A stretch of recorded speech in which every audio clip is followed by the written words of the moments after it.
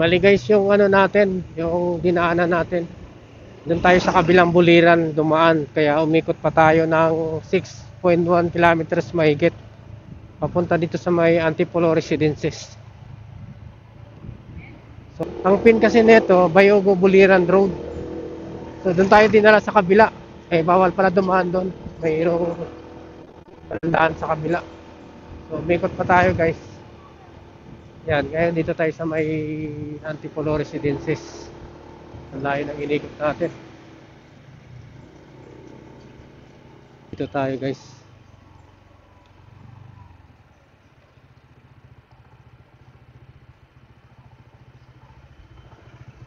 Posing delivery lang. Sa ano lang po, Block 1 Lot 32. Saan ba na boss? Yan, po ka lang dyan, may maraming tao dyan. May kainan? Happy birthday, may Sige, thank you.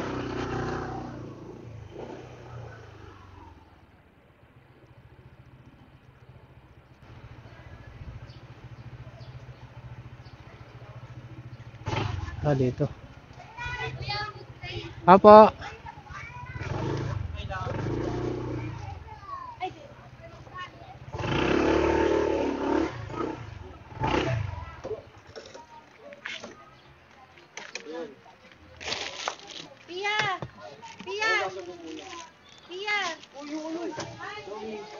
Saan ko pilagay? Dito na lang. Ito ka? Oo, nandun ako sa kabila dumaan.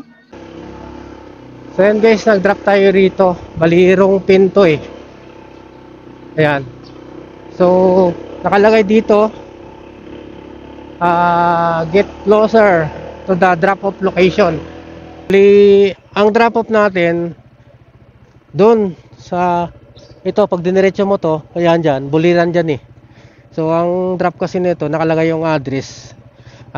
Bayogo Buliran Road. So, tinawagan natin si drop-off. Bali, dito pala sa may Antipolo Residences. Ayan, so wrong pin siya guys.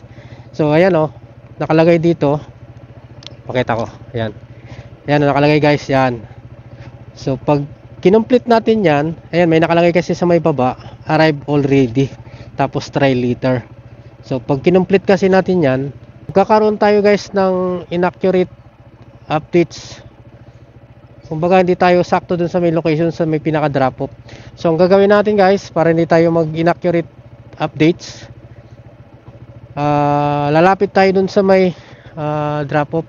Bali babalik tayo sa dinaanan natin, tapos dun tayo dadaan pabalik sa drop off. Ito hindi muna natin i-complete to. I-skip muna natin to guys. Try later na lang natin. Ayan mamaya na natin guys i-complete kasi mag-inaccurate tayo nito pag kinomplete natin. Ayan so 7.8 kilometers guys, iikot ka talaga ayan so babalik tayo sa dinana natin para hindi tayo ma-inaccurate updates. Ayan ang nakalagay kasi dito sa may National Housing Authority Avenue ang drop off. So doon tayo dadaan sa may Ulayla Road. Yan. Para makalapit tayo sa may pinakasaktong drop off. Yan. So 500 meters guys, pwede nyo nang i-complete para hindi kayo mag-inaccurate updates.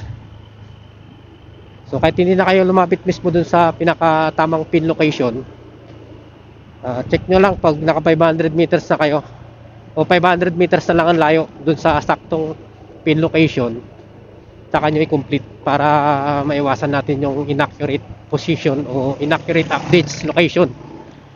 Yan. So yun ang gagawin nyo mga boss.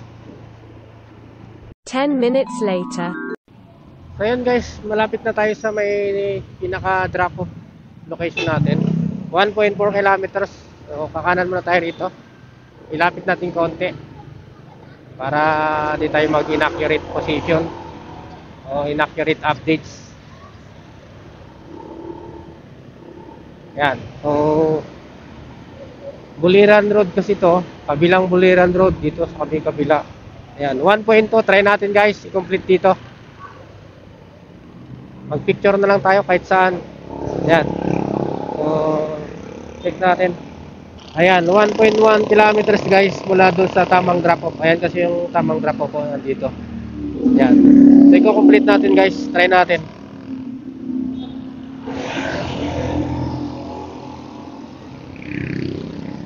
Ayan, arrive natin. Check natin. Ayan, mayroon pa rin oh. Try later. Doon tayo kukuha ng picture sa mas malapit. Mga 1 kilometers pa. Malalapit lang tayo.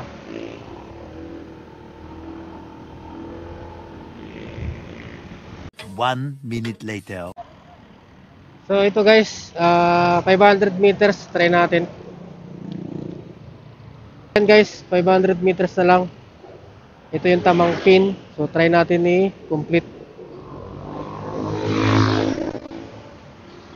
Yan. So start loading natin guys. Yan.